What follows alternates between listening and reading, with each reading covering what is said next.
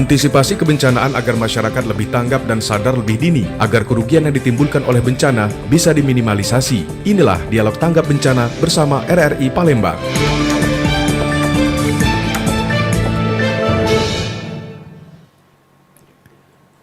Assalamualaikum warahmatullahi wabarakatuh. Selamat pagi menjelang siang pendengar dan juga pemirsa dimanapun Anda berada.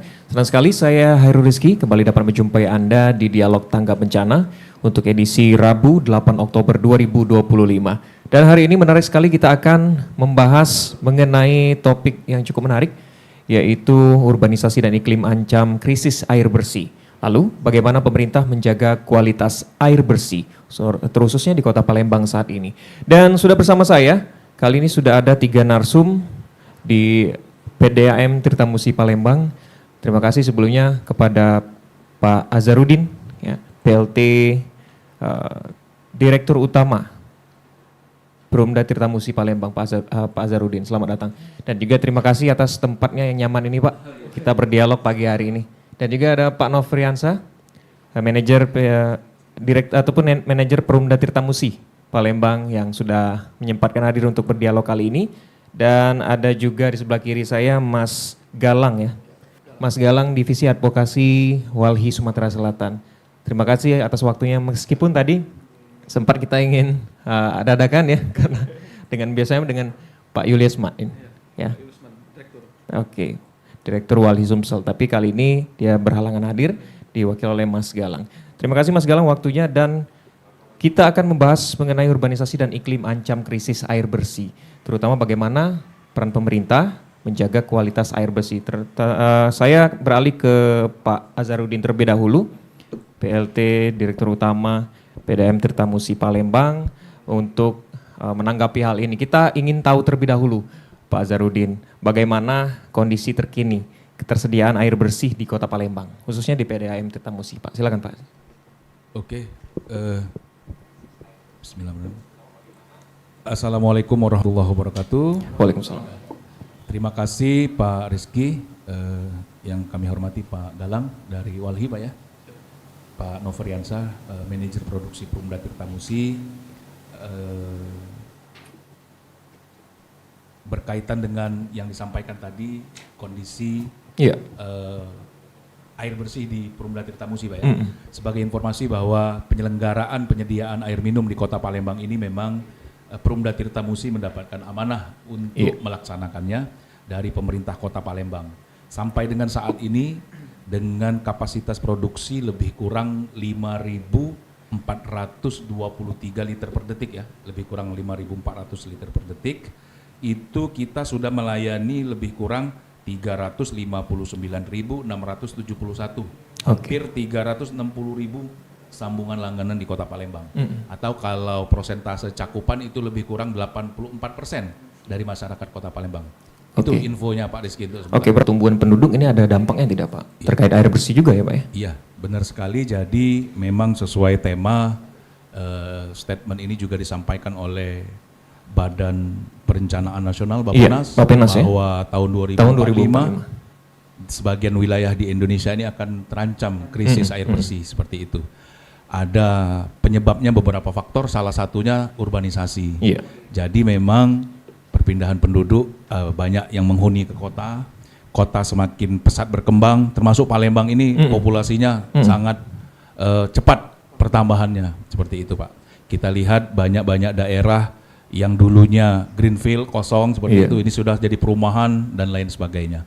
Nah, ini memang sangat mempengaruhi tentang penyediaan air bersihnya, karena setiap kebetulan kita di Kota Palembang ini, Pak, alternatif selain air dari PDAM itu kurang baik, Pak. Air tanah di Kota Palembang ini kurang baik. Oh, begitu, Pak? Iya, Pak. Jadi kalau ada wilayah beberapa tertentu saja, seperti di kilometer 12 mungkin, kilometer 14, tapi walaupun bukan Kota Palembang lagi, itu yang air tanahnya masih bisa dimanfaatkan, Pak.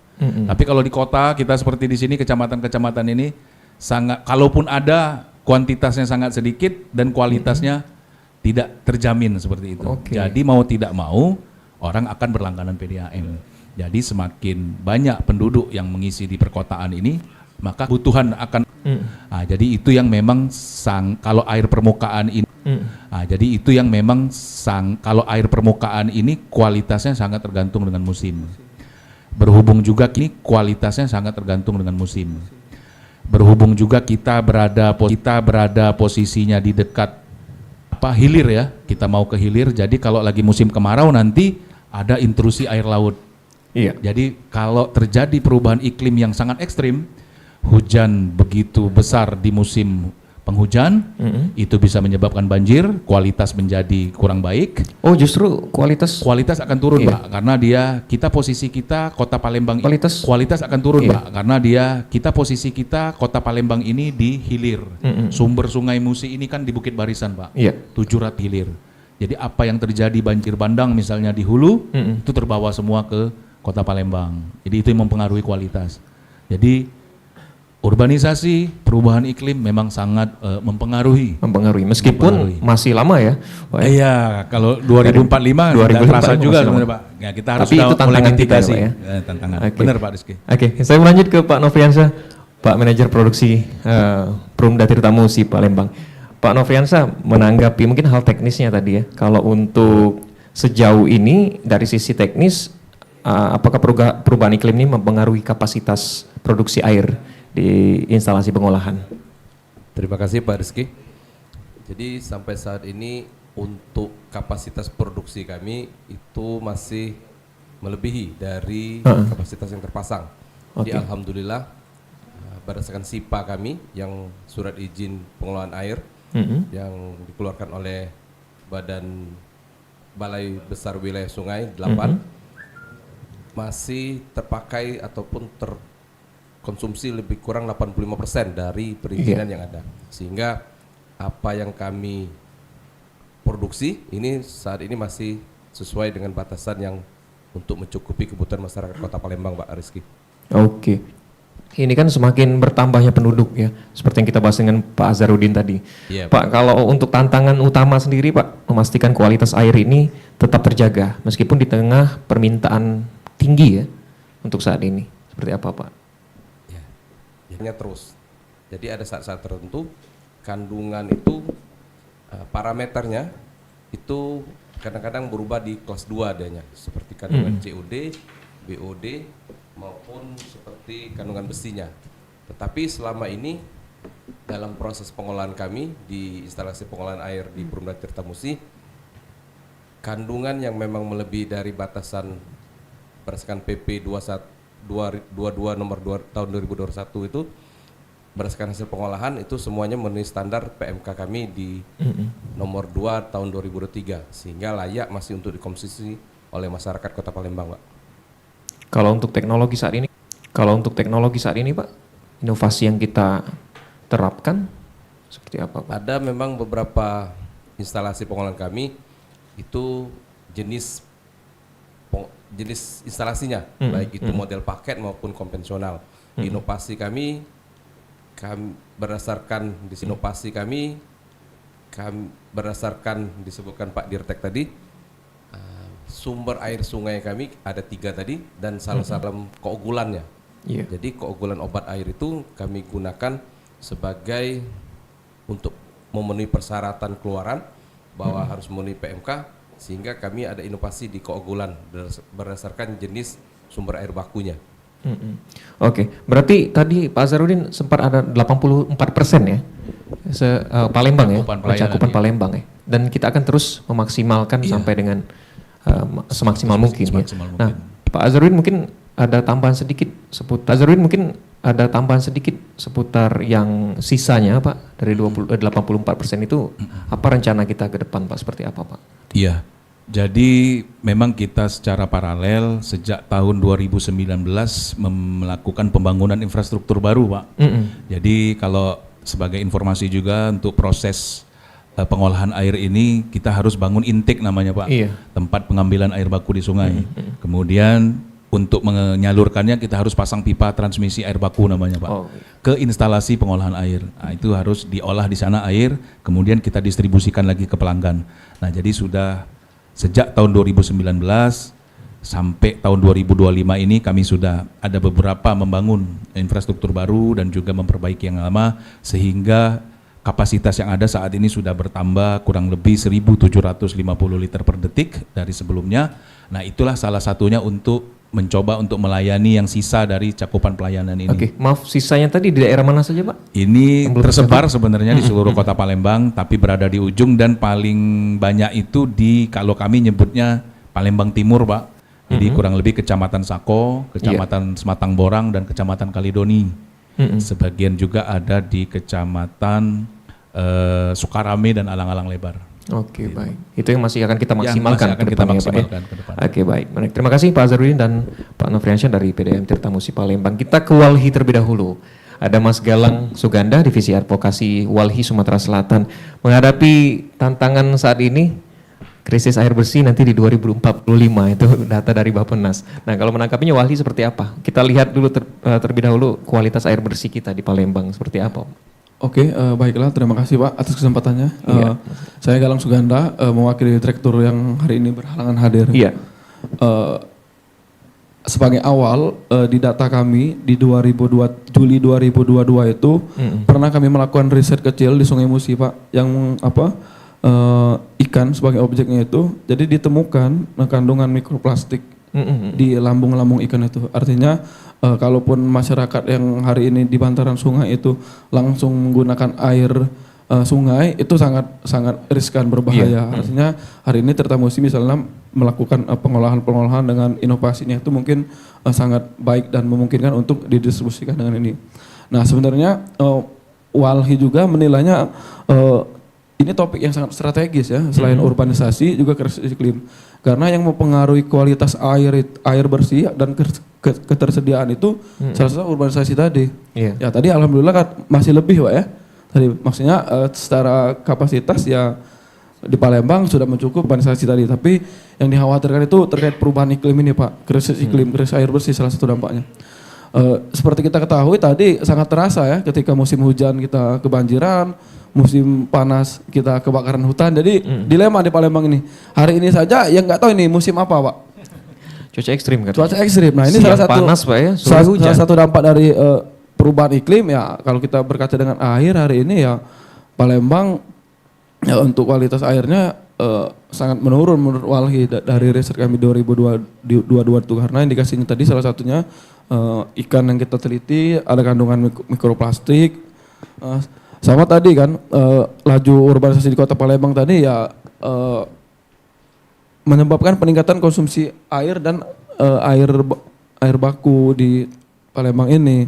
Salah satu tadi misalnya ya termasuk kalau di daerah Ilir Timur, Pak, banyak perumahan-perumahan yang mengekspansi rawa. Itu salah satu pengaruh juga kan, termasuk alasannya kenapa hari ini Tirtamusi fokus ke air sungai. Berarti di daerah atasnya Palembang ini ya sudah banyak ekspansi di daerah rawa gambut itu menurut kami juga berpengaruh. Mungkin itu sih, Pak. Oke. Selain faktor lingkungan tadi apa lagi yang berkontribusi? Untuk kualitas air ya di Sungai Musi khususnya. Sama tadi ini, Pak, kalau kita melihat tata kelola ya, pembagian hari ini misalnya banyak industri yang rakus air, misalnya hotel ataupun perusahaan-perusahaan yang hari ini katakanlah belum lagi dia maksud itu dia ngambil airnya di sungai dan dia juga kemudian membuangnya ke sungai kan hari ini. Nah, itu juga bahkan kedepannya ya sangat berpengaruh, Pak, untuk krisis air di Sumatera Selatan ini, di Palembang lah khususnya. Oke, jadi perhotelan ini ya memang ekspansi industri ya, perindustrian perhotelan salah satunya. Salah satu yang kita teliti ataupun kita lihat kemarin ya. Sejauh ini menurunnya kualitas air di Sungai Musi. Oke, kita tahan terlebih dahulu Pak Azharuddin dan juga Pak Nofriansyah dan Mas Galang. Ini yang ingin bergabung bersama kita bisa melalui line telepon di 0813 6748 8599. Ini sudah bergabung di line WhatsApp. Ini ada pertanyaan, Pak, mungkin akan kita jawab bersama-sama, Pak ya. Ini ada Ibu Lita di Kenten, katanya apakah air dari Pemda Tirtamusi ini aman langsung digunakan untuk konsumsi tanpa dimasak, dan juga seberapa sering kualitas air diuji di laboratorium katanya, dan bagaimana hasilnya untuk saat ini. Kemudian yang kedua ada Pak Azam di Alang-Alang Lebar, apakah urbanisasi dan pembukaan lahan di sekitar sungai ini berdampak langsung pada kualitas air baku? Tadi yang sempat dijawab juga ya Pak Azharudin. Sejauh mana pengawasan terhadap industri yang membuang limbah ke sungai dilakukan? Boleh mungkin Pak Azharudin atau Pak Nofriansah bisa menjawab yang pertama dari Bu Lita di Kenten ya. Apakah air dari Perumda Tirtamusi ini langsung bisa digunakan untuk konsumsi tanpa dimasak, Pak? Ya, terima kasih atas pertanyaannya Bu Lita di Kenten ya. Nanti mungkin saya nanti ditambahin dari Pak Novo ya lebih detail ya. Jadi bisa kami state bahwa kami tidak menjamin untuk bisa langsung diminum karena kita memang memproduksi air itu dan mendistribusikannya sudah layak minum sebenarnya Pak Rizky. Oke. Tetapi dalam perjalanannya kita harus melalui pipa-pipa distribusi dan lain sebagainya yang kita tidak bisa menjamin kehigienisannya seperti itu Pak. Jadi kami menyatakan bahwa kita tidak layak langsung dikonsumsi. Walaupun di instalasi waktu kami akan mengeluarkannya itu sudah layak minum dan memenuhi syarat dari Permenkes seperti itu Pak Rizky. Kemudian untuk uji labnya silakan Pak Novel menambahkan berapa kali sehari dan tiap hari atau seperti apa ujinya, silakan Pak. Terima kasih Pak Dirtek, Pak Dirut. Jadi dari 8 instalasi yang ada di Kota Palembang ini, Perumda Tirtamusi memiliki semuanya laboratorium dan alhamdulillah di kantor pusat ini laboratorium kami sudah terakreditasi CAN sehingga ada beberapa parameter yang memang sudah secara ISO 17025 dan kami melakukan seluruh laboratorium itu menganalisa per jam dari operasional selama 24 jam sehingga air yang terdistribusi, air produksi kami baik itu air baku maupun air ke konsumen semuanya per jam setiap jamnya ada penganalisaan. Jadi kami memang beroperasi 24 jam dalam hal ini. Oke, baik. Itu tadi Pak ya, seberapa sering kualitas air diuji juga ya. Oke, mungkin Bu Lita tadi terjawab ya dari PDAM Tirtamusi Palembang, ada Pak Azharudin dan juga Pak Nofriansah. Nah ini pertanyaan kedua Pak Azam dari Alang-Alang Lebar. Pak, ini apakah urbanisasi dan pembukaan lahan di sekitar sungai berdampak langsung pada kualitas air baku? Tadi sempat kita di awal cukup ada bahasannya ya Pak ya, mengenai apakah dampaknya tadi ya? Iya Pak, jadi kalau urbanisasi ini berarti tentang permintaannya Pak, jadi tentang demand. Jadi makin banyak penduduk di perkotaan, peningkatan air minum pasti akan meningkat. Nah, itu menjadi tantangan kami sebagai penyelenggara air minum untuk dapat memberikan pelayanan kepada masyarakat. Sedangkan untuk pembukaan lahan, apalagi di sungai-sungai, seperti yang saya sampaikan tadi Pak Rizky, jadi kita ini berada di hilir Pak Sungai Musi, sedangkan hulunya kan 700 kilo di Bukit Barisan sana Pak. Jadi mungkin kalau pembukaan lahan ini identik dengan di daerah-daerah hulu kali Pak ya, itu sangat berdampak Pak kepada kita. Kita ada istilahnya kekeruhan air baku Pak Galang, turbidity namanya Pak. Itu kalau secara normal itu bisa berkisar angkanya 100 sampai 200 Pak Nova ya. Tapi kalau lagi musim hujan Pak Rizky, itu pernah terjadi bulan Maret tahun 2023 itu hampir 4.000 NTU. Oke. Satuannya NTU itu hampir 4.000 Pak, yang selama ini kita cuma beroperasi di 100 sampai 200. Wah ini sangat effortnya besar sekali kami untuk mengolahnya, bahkan kami mengambil langkah yang paling ekstrim pada waktu itu dengan menyetop produksi Pak. Kalaupun beroperasi seperempat atau setengah kapasitas Pak Novo ya, karena tidak bisa Pak diolah lagi. Warna air Sungai Musi itu sudah kayak tanah liat itu Pak. Kayak tanah liat. Itu kalau musim penghujan Pak Rizky. Terus kalau lagi musim kemarau, yang saya bilang tadi Pak, kalau yang kami sungainya mendekat ke arah hilir, itu sudah terintrusi air laut. Pernah salinity itu di IPA Borang itu mencapai 3.920 mg per liter ya. Padahal syaratnya harus kurang dari 300 Pak. Nah itu kami juga bisa stop produksi. Ini salah satu dampak dari perubahan iklim juga Pak ya. Kemudian juga kalau lagi musim kemarau ini Pak, dia akan mempengaruhi warna Pak Rizky. Warna itu harusnya 50 TCU Pak ya. Ini pernah terjadi di Desember 2019 450 TCU. Jadi air itu Pak sudah jernih sebenarnya Pak, tapi warna kayak teh, tapi itu pH-nya sangat rendah Pak. Sehingga nggak bisa yang koagulan dibilang Pak Novo tadi, kita juga mitigasinya kita terpaksa mengurangi kapasitas. Jadi pertanyaan Pak Azam tadi itu sangat berpengaruh sekali Pak. Jadi kami ya boleh dikatakan kita menerima Pak karena di hilir ini apa yang ada dikirim apa dari yang hulu dikirim ke hilir, ya. Ini berarti nanti mitigasinya memang dari kita Pak, seperti Pak Rizky tadi bilang apa teknologi Iya, ataupun iya. ada inovasi apa yang harus kita lakukan seperti itu. Kemudian pertanyaan dari Pak Azam bagaimana mengatasinya? Nah ini memang PDAM ini kan Pak operator Pak, kami bukan regulator. Kami ini pengguna, user seperti itu Iya, Pak. iya. Jadi ini seyogyanya pihak pemerintah Pak. Dalam hal ini mungkin karena sudah lintas provinsi Pak ya, Sungai Musi kan sudah melewati 2 provinsi Pak. Provinsi Bengkulu dan Provinsi Sumatera Selatan dan lintas kabupaten, mungkin pemerintah pusat Pak dalam hal ini mungkin Direktorat Jenderal Sumber Daya Air Kementerian PU yang mana mereka punya perwakilan di sini Balai Besar Wilayah Sungai Sumatera Selatan Pak. Mungkin itu yang bisa membuat semacam regulasi dan lain sebagainya sehingga dampak ataupun potensi untuk pencemaran Sungai Musi ini bisa diatasi dan dimitigasi. Mungkin itu Pak Rizky. Oke. Iya. Nah kalau ke Mas Galang, Mas kalau untuk pengawasan terhadap industri yang membuang limbah, ya kayak kita bahas tadi sebelumnya. Kalau dari Walhi seperti apa Mas pantauannya? Yang pertama kami dari Walhi menegaskan bahwa air bersih ini sebagai hak Pak ya, hak warga kota. Jadi tadi ketika Tirta Musi sebagai pelaksana yang hari ini pemerintah harusnya tuh ya secara ya wajib Pak ya menyediakan air bersih itu terkait walaupun dia melalui Tirta Musi, walaupun yang gratis atau berbayar. Misalnya yang hari ini saya selalu lewat Pasar Lemabang Pak. Kalau Bapak pernah lewat, ada satu rumah yang menggratiskan air untuk langsung diminum. Oh iya, oke. Nah mungkin ke depan ini bisa juga jadi dorongan Walhi secara advokasi regulasi kebijakan, misal bersama warga kota, pemerintah Kota Palembang melalui Tirta Musi menyediakan shelter air bersih lah. Karena kalau di Sungsang Pak, karena Banyuasin ya daerah-daerah yang yang nyebrang dari Pulau Kemarau itu ada pulau itu.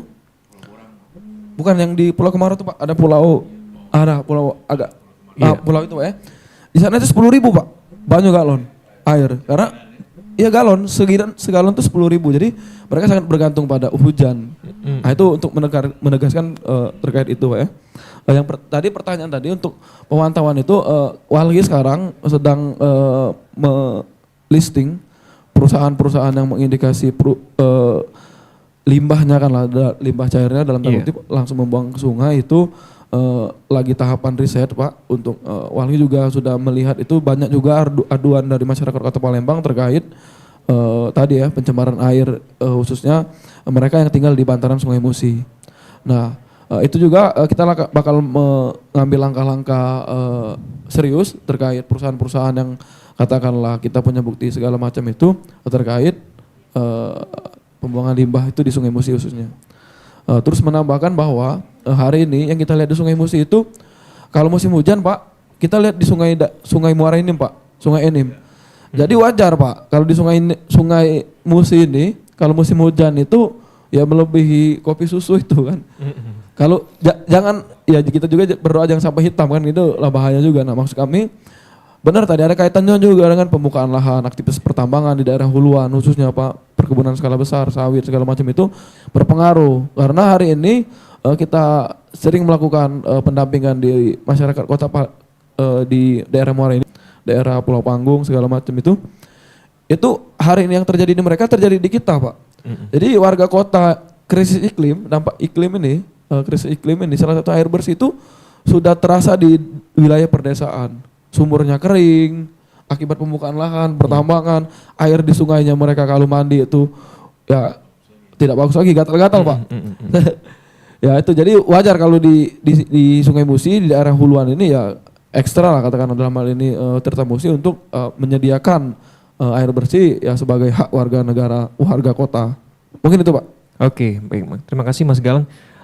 Jawabannya dari tadi Pak Azam ya, Pak Azam dan Bu Lita tadi. Kita buka live chat sekarang Pak. Tadi kalau dari WA, ini juga ada dari YouTube, kanal YouTube RRI Palembang. Ini juga ada Pak Odi dari kanal YouTube RRI Palembang. Selamat pagi Pak, ini kan PDAM selalu ada tes lab dan sebagainya sesuai keahliannya. Kalau air yang sampai di rumah 1 atau 2 kali itu keruh, itu aman nggak Pak? Oh tadi yang sudah dijawab ya Pak ya, lebih kurangnya sudah jawab. Terus ada Ibu Edwi katanya kalau air PDAM-nya jernih tapi berbau kaporit yang sangat menyengat, itu aman nggak Pak katanya Pak? Nah mungkin ke Pak Nofriansah yang akan menjawabnya Pak. Terima kasih. Silakan Pak. Jadi Bu Dewi, memang ada beberapa instalasi kami yang menggunakan klorinator ataupun desinfektan. Itu baik itu gas klorin maupun kaporit yang seperti sebutkan Ibu Dewi tadi. Tetapi itu tadi sebenarnya memang diharapkan dari pengaliran kami, terkhusus pelanggan yang berada di ujung pengaliran, itu harus mendapatkan standar desinfektan yang minimum di 0,2.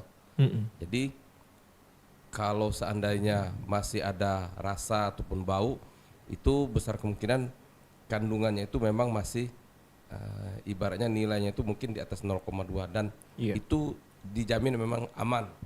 Aman ya Pak ya? Kalau memang seandainya untuk dikonsumsi untuk air minum, ada baiknya kita mungkin diwadahi ember terlebih dahulu dan diuapkan mungkin hanya tidak sampai 1 jam, bau dan rasa itu akan hilang deh, sehingga bisa langsung dikonsumsi ataupun dilakukan pengolahan, baik itu dilakukan secara masak ataupun digunakan untuk perebusan dan lain-lainnya. Oke, yang berbau kaporit tadi ya, Ibu Dwi tadi ya, Pak Edward. Terima kasih atas jawabannya Pak. Mungkin Ibu Dwi tadi yang masih ataupun memantau langsung melalui kanal YouTube RRI Palembang mungkin bisa terjawab tadi pertanyaannya mengenai kualitas ataupun kalau air PDAM-nya jernih tapi masih berbau kaporit tadi ya Pak ya. Masih kadarnya masih aman ya Pak ya, bisa digunakan wadah atau ember. Oke, baik pendengar, cukup menarik pembahasan kita untuk hari ini, dialog tanggap bencana bersama dengan PDAM Tirta Musi Palembang dan juga Walhi Sumatera Selatan. Kita akan lanjutkan setelah yang berikut ini.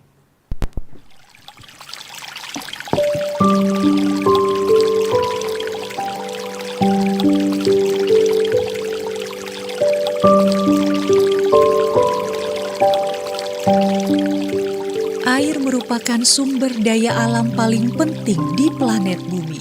Sebab air menjadi esensi dari semua kehidupan.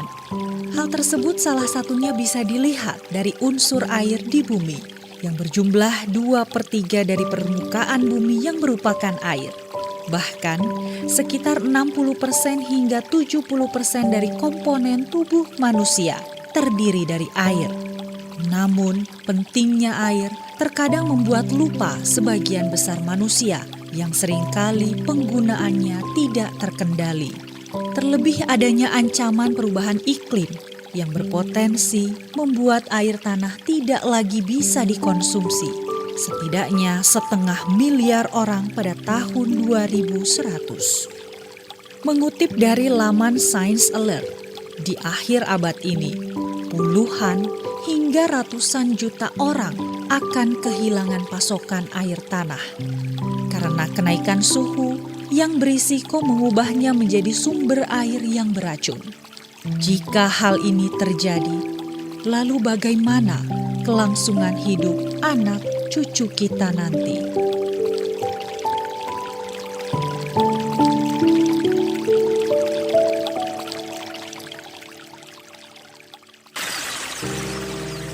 Di daerah tandus yang terpencil, aku dicari. Di wilayah perkotaan, aku dibuang tanpa sebab. Pernahkah terpikir bahwa akulah yang pohon-pohon butuhkan untuk hidup? Akulah yang hewan-hewan butuhkan untuk berkembang biak. Akulah yang dibutuhkan manusia untuk bertahan hidup. Ya, akulah air. Hematlah aku agar bumi beserta isinya dapat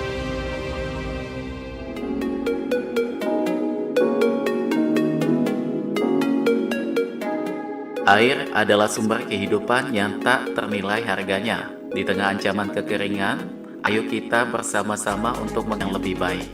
Mulailah dengan hal kecil, matikan keran saat menggosok gigi, mencuci tangan, atau mencuci piring, di mana setiap tetes mempunyai arti. Gunakan air seperlunya, mandi dengan shower lebih hemat air dibandingkan berendam.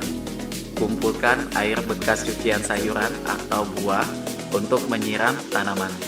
Segera perbaiki keran atau pipa yang bocor. Kebocoran kecil bisa membuang ratusan liter air setiap bulannya. Ajak keluarga dan tetangga untuk bersama-sama menghemat air. Kesadaran kolektif akan menciptakan dampak besar bagi kelestarian sumber daya air kita. Air adalah anugerah yang tidak boleh kita sia-siakan. Dengan hemat air, kita tidak hanya menyelamatkan diri sendiri, tetapi juga generasi mendatang. Ayo mulai hemat air untuk saat ini.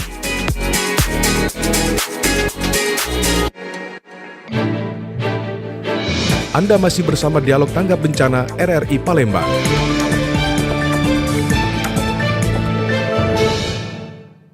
Baik, pendengar terima kasih Anda masih bersama kami di Dialog Tanggap Bencana RRI Palembang dan masih bersama dengan Pak Azharudin, PLT Perumda Tirtamusi Palembang dan juga Manajer Produksi Tirtamusi Palembang Pak Nofriansyah, dan dari Walhi Sumatera Selatan ada Mas Galang. Terima kasih sudah masih menyempatkan waktu untuk dialog kali ini.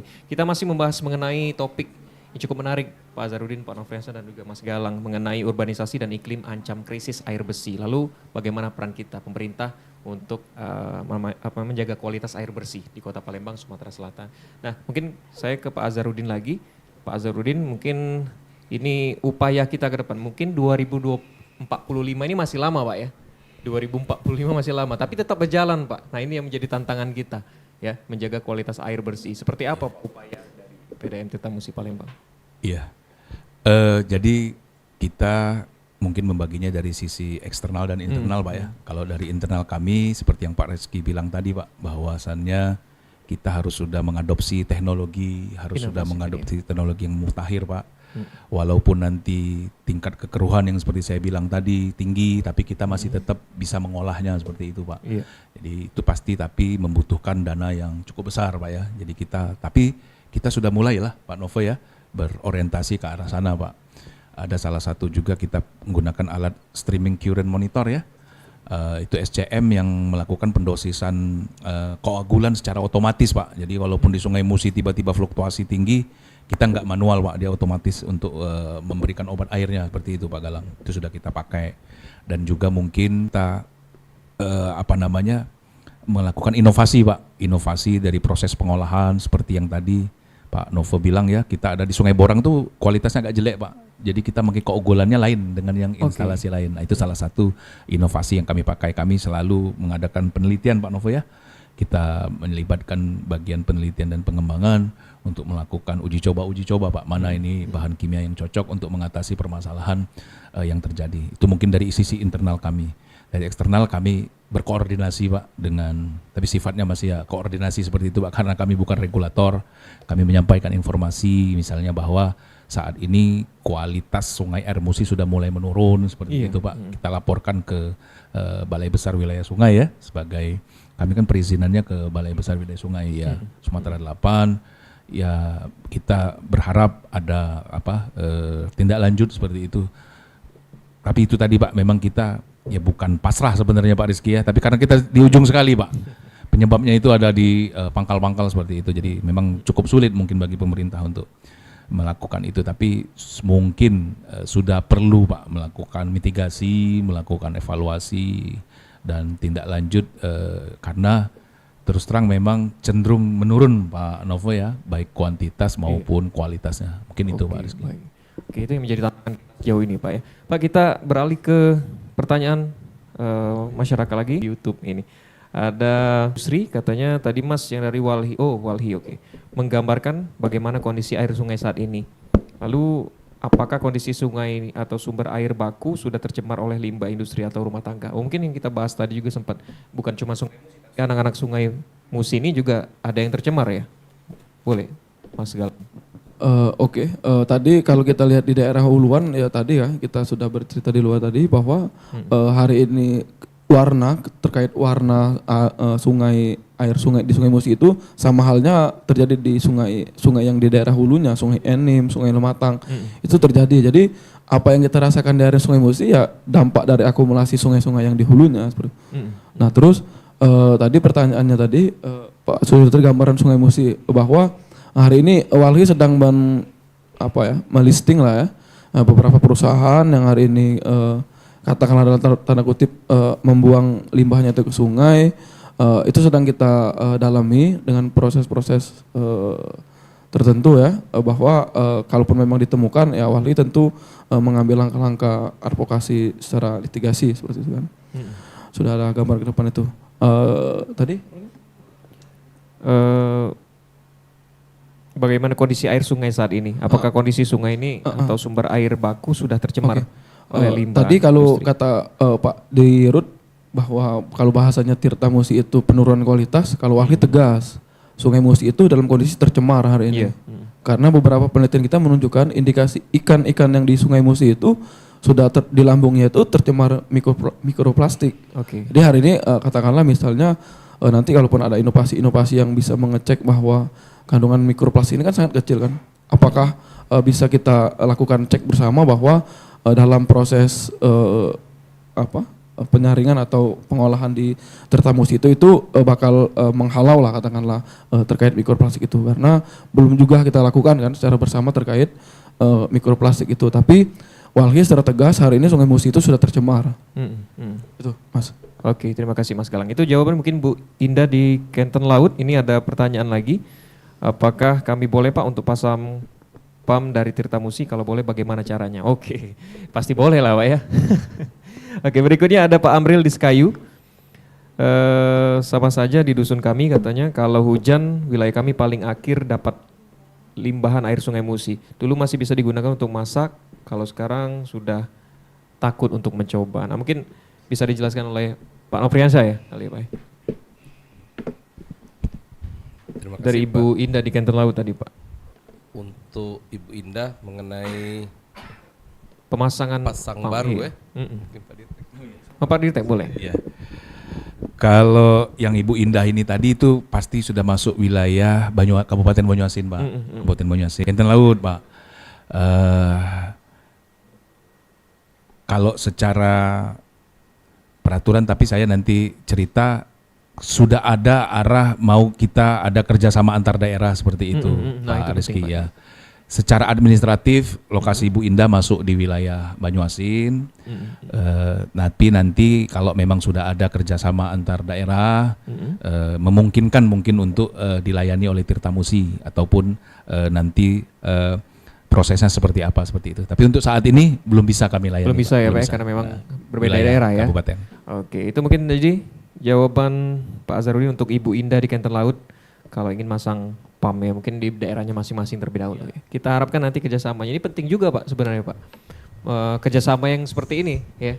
Ada kepercayaan juga dari mereka ingin memasang air bersih dari PDAM Tirta Musi. Nah, Oke.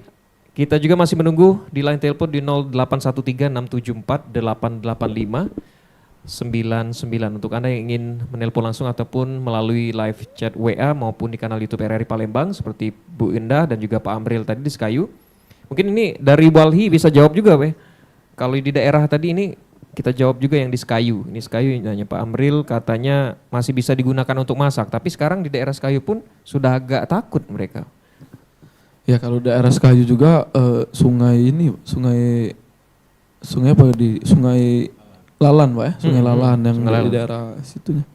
Ya kalau kita berkaca karena kita Walhi juga hari ini di periode ini banyak advokasi di daerah huluan. Sama halnya ini yang kalau di Muara Enim itu mereka bukan takut Pak. Air sumur ini sudah kering. Nah, mereka masaknya itu beli. Nah, sedangkan yang penjualnya itu Pak itu secara manual disaring dari air sungai tadi Pak. Jadi mereka nggak punya akses untuk penyaringan itu kan, memang ada kayak semacam koperasi itu di daerah Muara Enim, daerah Tanjung Enim. Jadi mereka menyediakan pengelolaan sendiri, nanti dijual ke rumah-rumah. Apalagi ketika musim panas, ya warga desa mau tidak mau ya harus membeli Pak. Air bersih itu. Ya, tadi ya Walhi secara tegas tadi menorong bahwa air ini adalah hak asasi manusia kan, bukan komoditas. Jadi bagaimanapun pemerintah selaku pelayan masyarakatnya ya harus menyediakan lah, walaupun dengan tengah ancaman krisis iklim, sungai yang mengalami penurunan kualitas air. Kondisi hari ini misalnya ya penggunaan teknologi, inovasi itu ya harus cepat. Ya katakanlah ya adaptasi perubahan iklim lah dengan di pengelolaan air seperti itu Pak. Jadi jangan sampai banyak warga yang keracunan, kena gatal-gatal dari akibat air-air yang tidak bisa digunakan tadi. Sempat ketemu dalam baru-baru ini atau beberapa tahun terakhir? Nah kita belum Kasus yang sama? Sekitar 2 minggu kita temukan bahwa misalnya di daerah hulu Sungai Enim, daerah Desa Pulau Panggung itu, ya masyarakatnya itu kalau mandi itu Pak, kalaupun memang mereka tidak terpaksa, ya mereka mandi ke sungai itu dengan risiko gatal-gatal Pak.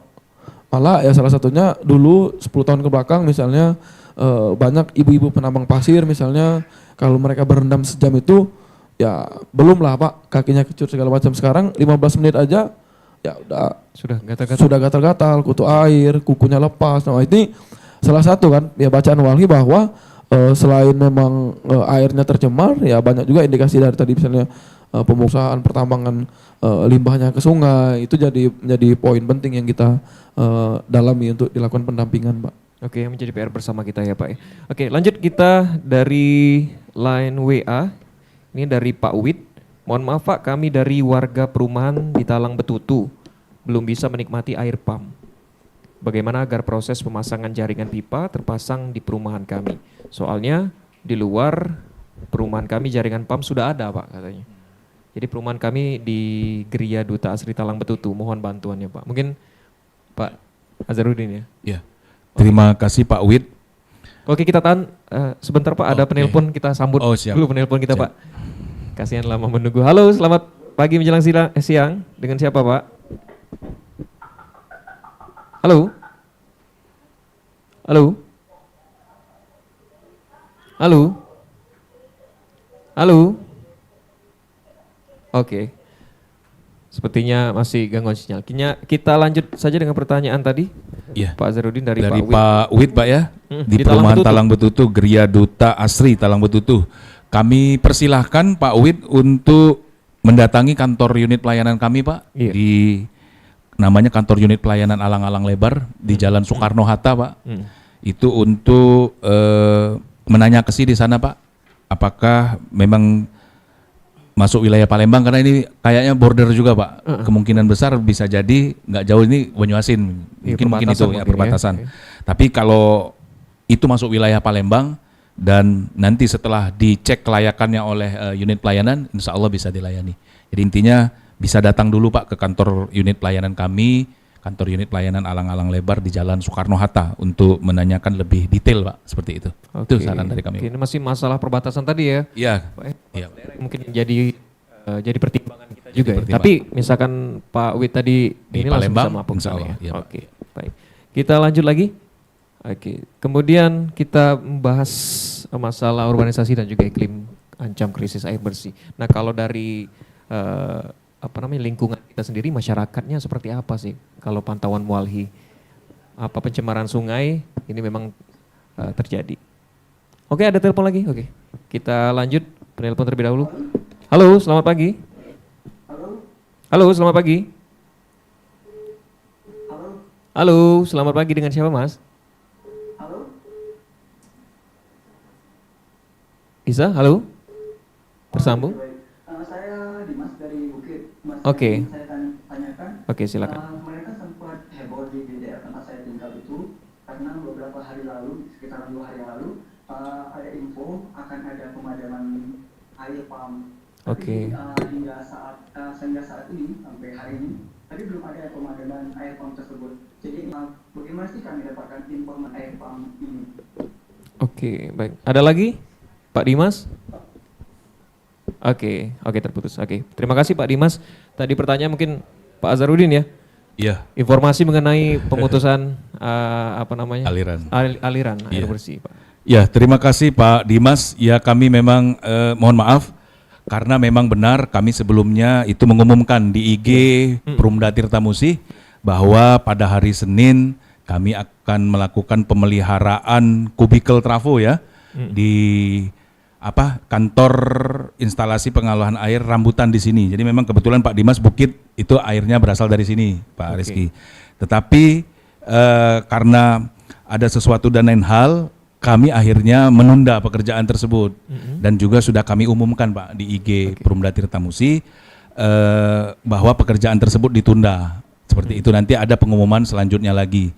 Jadi kalau misalnya pelanggan ingin mendapatkan lebih ini bisa menelpon ke call center kami Pak di 355-222. Jadi bisa ditanyakan apakah informasi yang ada ini apakah masih akan tetap berlangsung. Call center bisa menjelaskan seperti itu. Itu mungkin untuk pertanyaan Pak Dimas tadi bahwa bagaimana mereka bisa tahu. Ya sebenarnya melalui medsos kami, IG dan lain-lain itu sudah kami sampaikan bahwa pekerjaan tersebut ditunda. Nanti kami akan umumkan lagi apabila pekerjaan itu akan berlangsung. Seperti itu. Oke, lanjut. Terima kasih Pak Zarudin. Lanjut kita angkat telepon lagi. Selamat pagi. Halo. Halo. Halo. Halo, selamat pagi menjelang siang Ibu, dengan siapa? Ibu ya tadi ya. Halo. Silakan Ibu. Dengan siapa di mana? Halo. Oke. Oke, masih kita tunggu ya.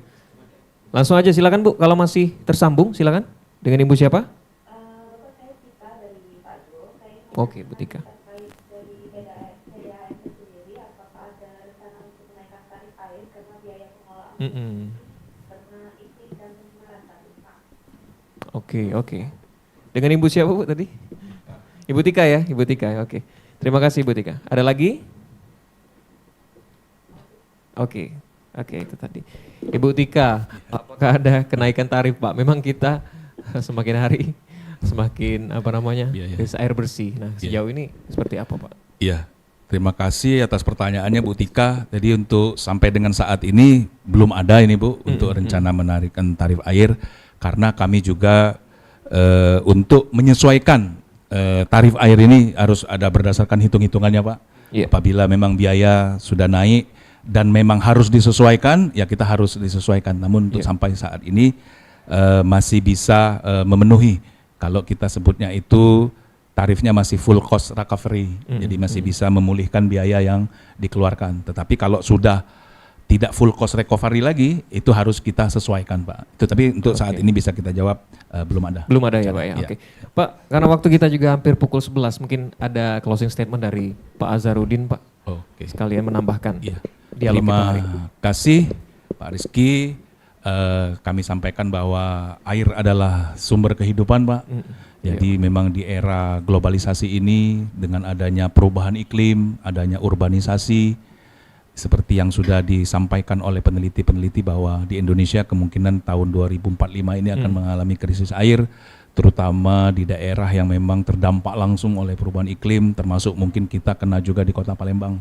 Untuk itu kami menghimbau kepada pelanggan, kepada masyarakat Kota Palembang, salah satunya untuk menghemat penggunaan air, karena kalau pemborosan air itu juga salah satu yang menyebabkan kita ke krisis air seperti itu. Dan kami sebagai penyelenggara penyedia air minum di Kota Palembang akan terus berupaya secara maksimal untuk menyediakan air, kebutuhan air bagi masyarakat Kota Palembang, baik dari segi kualitas, kuantitas maupun kontinuitasnya, dengan melakukan beberapa perubahan, inovasi, dan adaptasi teknologi. Mungkin itu yang kita dapat sampaikan Pak. Oke. Boleh Pak Nofriansa. Terima kasih Pak Rizky. Kami dari sisi produksi di Perumda Tirta Musi ini, kalau berdasarkan data kita itu ada nilai dari air baku kita yang trennya agak ada perubahan. Itu kandungan BOD. Jadi kalau indikasi itu mungkin sebagian besar termasuk limbah domestik. Jadi kami harapkan ke depannya kepada masyarakat Kota Palembang, terkhusus warga yang berada di pinggiran Sungai Musi, untuk menjaga pembuangan limbah ataupun yang sifatnya bisa mengganggu peningkatan polusi dari Sungai Musi itu sendiri. Jadi diharapkan pada masyarakat Kota Palembang. Baik. Mas Galang dari Walhi Sumsel, silakan.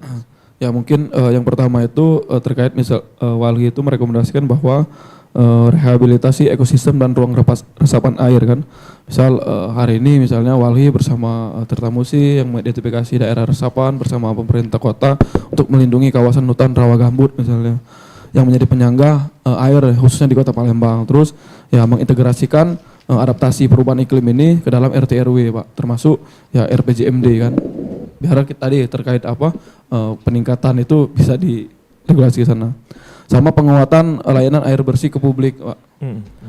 Terus tadi ya ada kolaborasi multi pihak untuk bahwa kita terhindar lah ataupun jangan sampai menuju krisis ini. Ya kita tangani bersama lah, baik masyarakat sipil, pemerintah maupun Tirtamusi selaku pelaksana kan. Terus terakhir mungkin ini Pak, ada sedikit catatan dari tadi Direktur.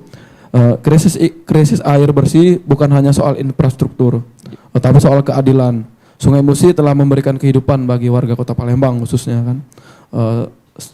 Sudah berabad-abad. Kini tugas kita memastikan bahwa hari ini generasi kami Pak, generasi yang akan datang itu tidak mengalami krisis air dalam hal ini kan. Itu juga tanpa air hidup yang adil dan bersih, tidak ada kota yang benar-benar hidup kalau tidak ada air. Mungkin itu dari kami Pak. Baik, terima kasih Mas Galang Suganda, Divisi Advokasi Walhi Sumatera Selatan, dan juga Direktur Utama Perumda Tirtamusi Pak Hazarudin, dan juga Pak Nofriansa dari Produksi Tirtamusi Palembang. Terima kasih untuk pendengar yang sudah mendengarkan selama 1 jam ke belakang bersama kami. Saya Hairul Rizky, pamit undur diri.